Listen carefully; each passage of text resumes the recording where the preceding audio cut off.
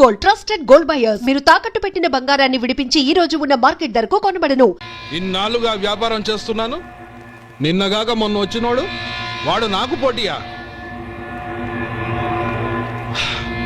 వాణ్ణి పెరగనివ్వకూడదు. వాణ్ణి ఇక్కడికి రప్పించండి, నేను మాట్లాడతాను.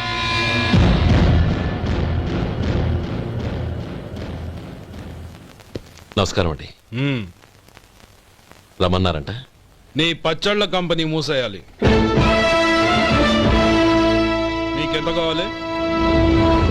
5 లక్షలు ఇస్తాను. చాలా? 5 లక్షలు కాదు, 50 లక్షలు ఇచ్చినా నా కంపెనీ మూయడం జరగదు. బాగా ఆలోచించుకొని చెప్పు. ఈ వ్యాపారంలో పుట్టి పెరిగినోడ్ని, నాతో పోటీ పడకు. నా చేతి కింద 6,000 మంది పనిచేస్తున్నారు. ఆంధ్ర మొత్తం నాకు బ్రాంచులు ఉన్నాయి. నేనే మార్కెటింగ్ చేయలేకపోతున్నాను. ఆఫ్టర్ ఆల్ ఒక కుటీర పరిశ్రమలా పెట్టుకొని నువ్వెలా మార్కెటింగ్ చేయగలవు? 6,000 మంది వర్కర్స్ని పెట్టుకుని ఆంధ్ర మొత్తం బ్రాంచీలున్న మీరే నా కంపెనీ చూసి భయపడుతున్నారంటే నా సరుకులో నాణ్యత ఉందనేగా. ఆ నాణ్యత ఉన్నంత వరకు నాకెవరూ పోటీ కాదు. ఈ ప్రపంచంలో నేను ఎక్కడైనా మార్కెట్ చేయగలను. వస్తాను.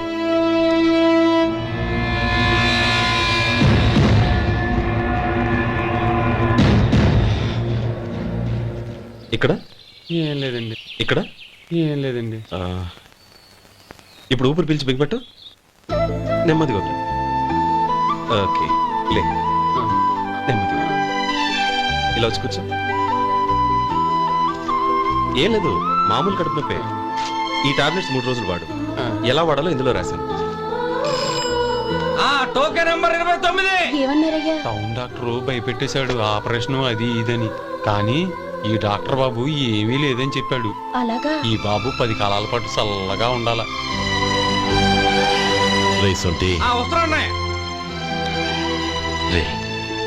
భగవంతుడి దయ వల్ల తమ్ముడు హస్తవాసి మంచిదని అప్పుడే పేరొచ్చిందిరా.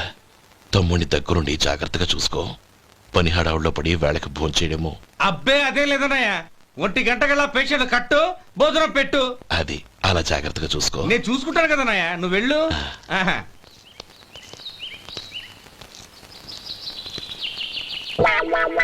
అయ్యో, ఏంటయ్యా ఉంటున్నాడా ఈ దెబ్బలు? ఏదైనా యాక్సిడెంటా? అదేం కాదండి, మరి గోరు కొరికినందుకు ఎలక్ట్రిక్ స్తంభానికి కట్టేసి ఇలా రక్తం వచ్చేలా కొట్టారండి. ఊరు కొరికినందుకు ఎలక్ట్రిక్ స్తంభానికి కట్టేసి ఇంతలా కొడతారా? వాళ్ళతో మనుషులా, రాక్షసులా? చాలా థ్యాంక్స్ అండి. కనీసం మీరైనా అర్థం చేసుకున్నారు. వాళ్ళు అర్థం చేసుకోలేదండి.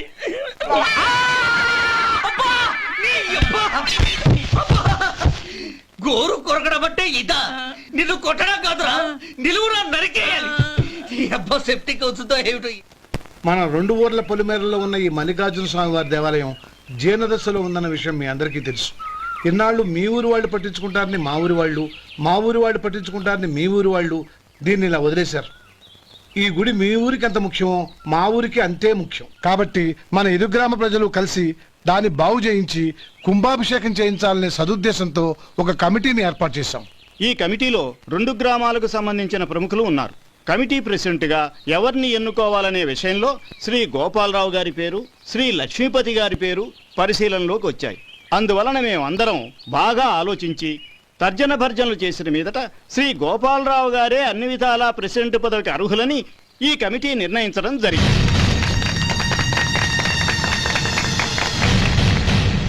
అంచేత ఈ ఉభయ గ్రామ ప్రజలు శ్రీ గోపాలరావు గారికి ఉదారంగా విరాళాలు అందజేసి ఈ శుభకార్యాన్ని జయప్రదం చేయవలసిందిగా కోరుతున్నాం. ఏంటి ఇంకా రాలేదా? ఏంటయ్యా, టైం 10 అవుతోంది. బోర్డు మీద 10 గంటలను రాసింది. మీ డాక్టర్ ఇంకా రాలేదు. అసలు మీ డాక్టర్ కి టైం సెన్స్, పంక్చువాలిటీ ఏమైనా ఉన్నాయా? ఇంతకీ మీరెవరండి? నేను డాక్టర్ అమ్మని. ఓహో, మీరు డాక్టరేనా? డాక్టర్ అంటే డాక్టర్ని కాదయ్యా, డాక్టర్ని చేసుకోబోయేదానని అర్థం. అవును, నువ్వెవరు? నేను ఇక్కడ టోకన్ ఇస్తూ ఉంటానులేండి. తప్పుకో, తప్పుకోవయ్యా. అవును, మీ డాక్టర్ కి ఎవరో అన్నయ్య ఉన్నాడంట కదా, ఎలాంటోడు? ఎలాంటోడంటే అదేనయ్యా, చాలా కోపిస్తని విన్నాను.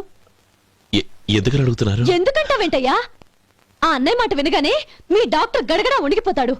అసలు డాక్టర్ చదివే తమ్ముణ్ణి అలా భయపెట్టచ్చా? తప్పు కదా? తప్పేనండి. ఆ కాని కాని నాకు మీ డాక్టర్కి పెళ్ళవని ఆ అన్నయ్య సంగతి అప్పుడు చెప్తాను. ఏం చేస్తానండి? ఏం చేస్తానా? సంవత్సరం తిరగకుండానే కవల పిల్లల్ని కని వాళ్ళ అన్నయ్య చేతిలో పెడతాను. వాళ్ళకి 5 సంవత్సరాలు వచ్చేసరికి ఆయన్ని బాగా మొట్టికెళ్ళేస్తారు. అలా నా కసి తీర్చుకుంటాను. ఈ డాక్టర్ ఎప్పుడు వస్తాడో ఏంటో. అది సర్లే కాని నువ్వు పని చేయి. ఆ, మీ డాక్టర్ రాగానే ఆ. నేను వచ్చి వెళ్ళానని చెప్పు. నేను అంటే ఓ నా పేరు చెప్పలేదు కదా? ఆహా. నందిని. ఏం చెప్తావు? అదేనండి, నందిని గారు వచ్చి వెళ్ళారు అని చెప్తాను. గుడ్, పైకొస్తావు.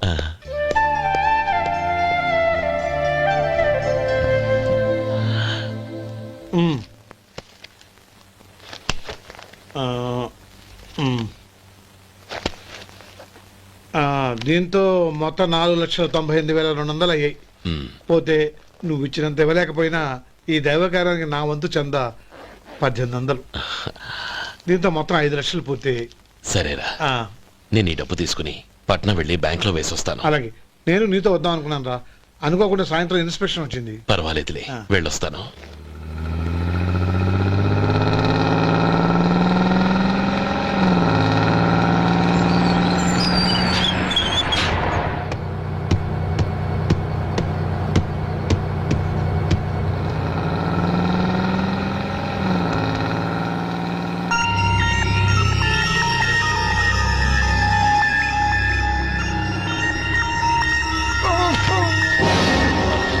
అయ్యో మూర్ఛ మూర్ఛ బసాపండి బసాపండి. ఇదిగోండి తాళం చేతులు గుర్తి. ఈ తాళాలు చేతిలో పెట్టండి. వీటి వల్ల ప్రయోజనం లేదు. నాలుగు ఖర్చుకోకుండా పళ్ళ మధ్య పెట్టడానికి గట్టిగా ఏదైనా ఉంటే ఇవ్వండి. ఇదిగో ఇది చూడండి.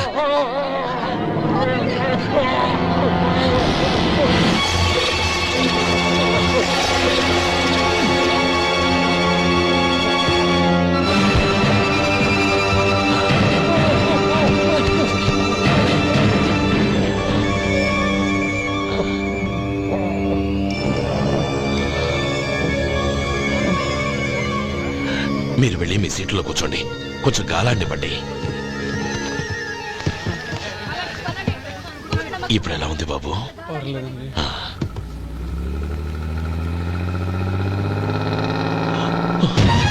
అయ్యో, నా బ్యాగ్ ఎవరైనా చూసారా? అందులో 5 లక్షలు ఉన్నాయి. నా బ్యాగ్ వెంటనే బస్ ఆపండి. ఎవరిని కింద దిగవద్దు. అందరినీ చెక్ చేయండి. నా అంచనా తప్పు కాలేదు. వాడి మంచితనమే వాడిని దెబ్బకొట్టింది. మన వాళ్ళని పంపించి గుడి తాలూకు డబ్బు కొట్టేశాడని పోలీస్ కంప్లైంట్ ఇవ్వండి. ఇప్పుడు ఆ స్టేషన్లో ఎస్ఐ వాడి తమ్ముడే. వాడే వెళ్ళి వాడి అన్నయ్యని అరెస్ట్ చేసి వీధుల్లో నడిపించుకు తీసుకురావాలి. అది నేను కళ్ళారా చూడాలి, మనసారా సంతోషించాలి. అయ్యో గోపాలం గారు, గోపాలం గారు, మీరు దేవస్థానం సొమ్ము దొంగిలించారని ఎవరో పోలీస్ కంప్లైంట్ ఇచ్చారంట. మిమ్మల్ని అరెస్ట్ చేయడానికి మీ తమ్ముడు గారు వస్తున్నారు.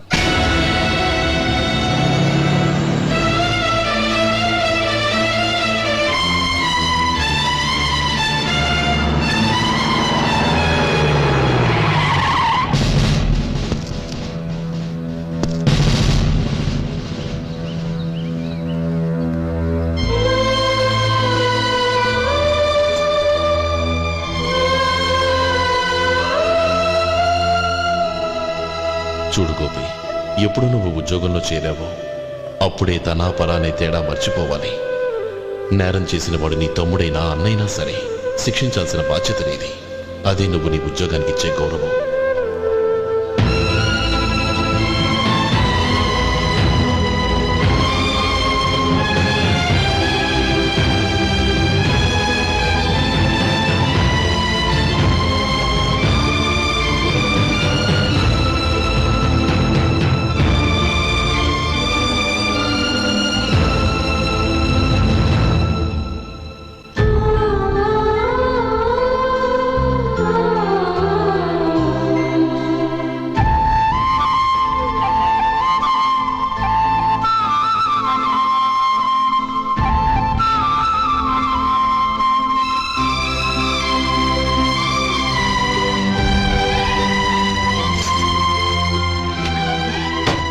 అన్నయ్య రే గోపి, ఏమిట్రా ఇది? నన్ను క్షమించు అన్నయ్య. నేను కోరి ఉద్యోగుల చేరిన మాట నిజమే, కానీ ఇలాంటి పరిస్థితి ఎదురవుతుంది అనుకోలేదు. నా ఒంట్లో ప్రతి రక్త పట్టు నీ భిక్షానన్నయ్య. నిన్ను అవమానపరిచి ఉద్యోగం నిలబెట్టుకునే బదులు నా ప్రాణాలను వదులుకుంటారు, కానీ ఈ పని మాత్రం నేను చేయలేనన్నయ్య.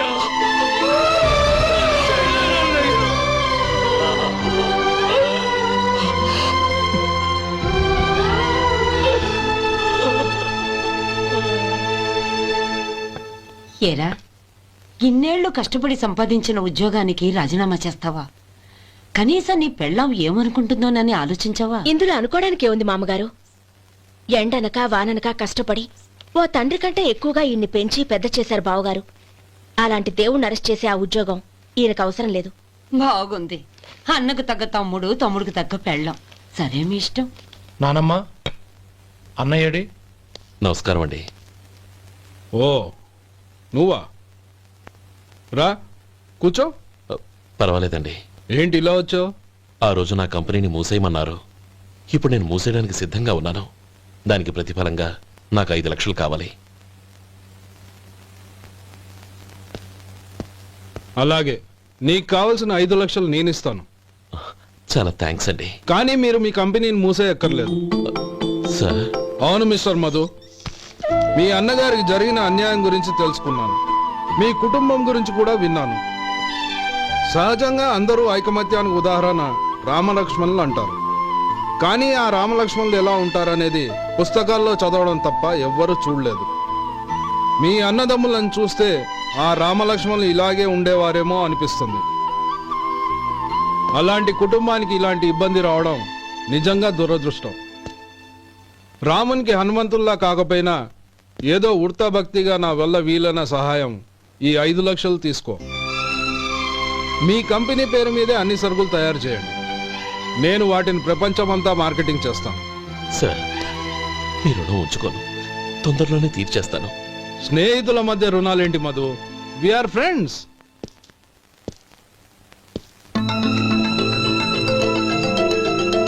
ఏంటే అక్కడ ఆగిపోయావు? రా. నువ్వు మీ అన్నయ్యని అరెస్ట్ చేయడానికి అట్టెళ్ళావు, ఆయన లొంగిపోవడానికి ఇటు వచ్చారు. అవును, యూనిఫామ్ చేత్తో పట్టుకొచ్చావేంటి? సార్, నేను రే, ఈ మాత్రం దానికే బెదిరిపోయి ఉద్యోగం వదులుకుంటావా? నువ్వు ఇలాంటివి ఎన్నో సమర్థవంతంగా ఎదుర్కోవాలి. నిన్ను నేను ఎస్పీగా చూడాలి. అది కాదన్నయ్య. ఇంకేం మాట్లాడకు. ఇన్స్పెక్టర్ గారు, నన్ను లాకప్లో పెట్టండి. ఆగండి సార్, ఆ డబ్బు ఎక్కడికి పోలేదు. నేనే తీసి జాగ్రత్త చేశాను. ఈ విషయం అన్నయ్యకి తెలియక బ్యాగులో డబ్బు కనబడకపోవడంతో అది పోయిందనుకున్నాడు. నేను పట్నం నుంచి వచ్చేసరికి జరిగిన గొడవంతా తెలిసిందే. రే మధు, జరిగిన దానికి నన్ను క్షమించనయ్యా. ఇంటికి వెళ్ళాక అన్ని వివరంగా చెప్తాను. సార్, ఇదిగోండి 5 లక్షలు. ఇది కమిటీ వాళ్ళకి అప్పగించి ఈ కేసు కొట్టేయండి సార్. భలే వాడివయ్యా, తీసినప్పుడు ఒక మాట ఆయనతో చెప్పుండొచ్చుగా. అనవసరంగా పెద్ద ఆయన స్టేషన్ వరకు రప్పించావు. Sorry sir. అన్నయ్య, మీరింటికి వెళ్ళండి. నేను లెక్క అప్ప చెప్పేసి వస్తానండి. అలాగే. ఎలా దెబ్బ కొట్టాలన్నా కుదరటం లేదు. అయినా వీళ్ళకు ఉన్న పళ్ళంగా 5 లక్షలు ఎలా వచ్చాయి? అదే బావా, నాకు అర్థం కావటం లేదు. నీకు అర్థమైతే ఆశ్చర్యపడాలి కానీ అర్థం కాకపోతే ఆశ్చర్యమేముంది? Useless fellow.